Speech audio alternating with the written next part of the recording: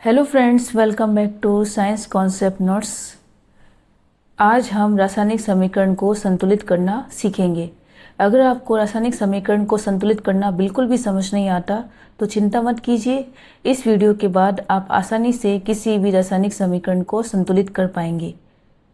सबसे पहले एक बात समझते हैं कि संतुलित का मतलब क्या होता है। संतुलित यानी दोनों तरफ बराबर।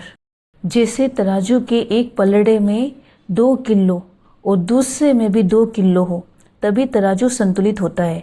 ठीक उसी तरह रासायनिक समीकरण में भी बाईं और दाईं तरफ हर तत्व के परमाणु की संख्या कैसी होनी चाहिए, बराबर होनी चाहिए। यानी कि रासायनिक समीकरण में लेफ्ट साइड और राइट साइड में परमाणुओं की संख्या जो होती है वो बराबर होनी चाहिए। अब इस समीकरण को देखते हैं।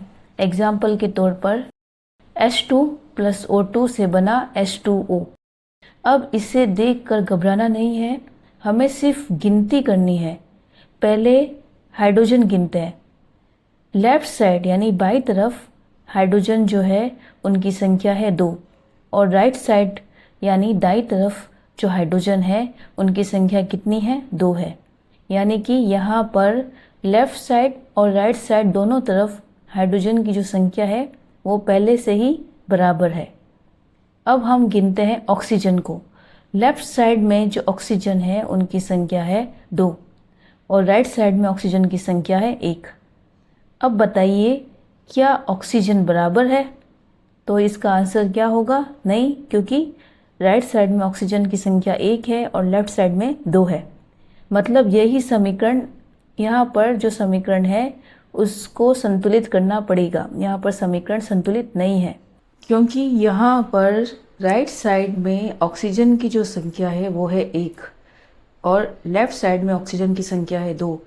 तो लेफ्ट साइड के बराबर ऑक्सीजन की संख्या करने के लिए राइट साइड में हम क्या करेंगे, H2O जो है उसके आगे हम लिख देंगे 2। तो यहाँ पर जो ऑक्सीजन की संख्या है राइट साइड में वो कितनी हो जाएगी, 2 हो जाएगी। अब सबसे जरूरी नियम याद रखिए कि जब हम समीकरण संतुलित करते हैं तो उसमें जो फार्मूला होता है वो कभी नहीं बदलता, सिर्फ कोएफिशिएंट जो होता है वो बदलता है। वो बदलना है हमको। और कोएफिशिएंट का मतलब ये है कि नंबर हमको लिख देने हैं। जैसे फार्मूला है उसके आगे आपको संख्या लिख देनी है संतुलित करने के लिए। यानी H2O को हम फार्मूला इस तरीके से नहीं बदलेंगे, H2O को HO में बदल दिया या H2O2 बदल दिया। इस तरीके से फार्मूला नहीं बदला जाएगा कभी भी। हमें सिर्फ उसके आगे संख्या लिखनी है। कोएफिशिएंट का मतलब यही होता है, आगे संख्या लिखना। अब जैसे हम लिखते हैं H2 + O2 से बना 2H2O। अभी हमने संतुलित किया था समीकरण इस हिसाब से, क्योंकि जो ऑक्सीजन है उसकी संख्या जो थी वो बराबर नहीं थी, तो हमने ऑक्सीजन जो है राइट हैंड साइड में 2 कर दिए ऑक्सीजन को। तो इस तरह से ऑक्सीजन जो है वो लेफ्ट हैंड साइड और राइट हैंड साइड में बराबर हो गया। अब हम देखते हैं हाइड्रोजन जो है वो वापस देखते हैं। हाइड्रोजन जो है बाईं तरफ कितना है, H2 और दाईं तरफ जो है 2H2 यानी कि 4 है और बाईं तरफ 2 हाइड्रोजन है। अब हाइड्रोजन जो है वो गड़बड़ हो गया तो लेफ्ट साइड पर भी 2 लिख देंगे। यानी कि जो बाईं तरफ है वहाँ पर हम 2 लिख देंगे। तो इस तरीके से वापस इसको गिनते हैं तो आपको पता चलेगा कि लेफ्ट हैंड साइड जो है वहाँ पर हाइड्रोजन की संख्या कितनी हो गई है, 4। और राइट हैंड साइड में जो हाइड्रोजन की संख्या हो चुकी है वो कितनी हो गई है, 4। ऑक्सीजन लेफ्ट साइड में है 2 और राइट साइड पर है 2। अब दोनों तरफ सभी तत्व के जो परमाणु हैं वो बराबर हो चुके हैं, यानी यह संतुलित हो चुका है समीकरण। 3 बातें आपको याद रखनी है। आपको जो है परमाणु है उनकी संख्या गिननी है और उसके बाद में आपको कोई फार्मूला नहीं बदलना है, सिर्फ जो है आगे संख्या लिखनी है, कोएफिशिएंट आपको बदलना है। अब थोड़ा बड़ा एग्जाम्पल देखते हैं। Fe + H2O से बना Fe3O4 + H2।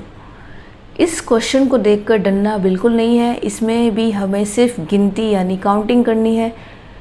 तो हम काउंट करते हैं, चलो शुरू करते हैं। इसमें हम सबसे पहले काउंट करते हैं Fe यानी आयरन को काउंट करते हैं।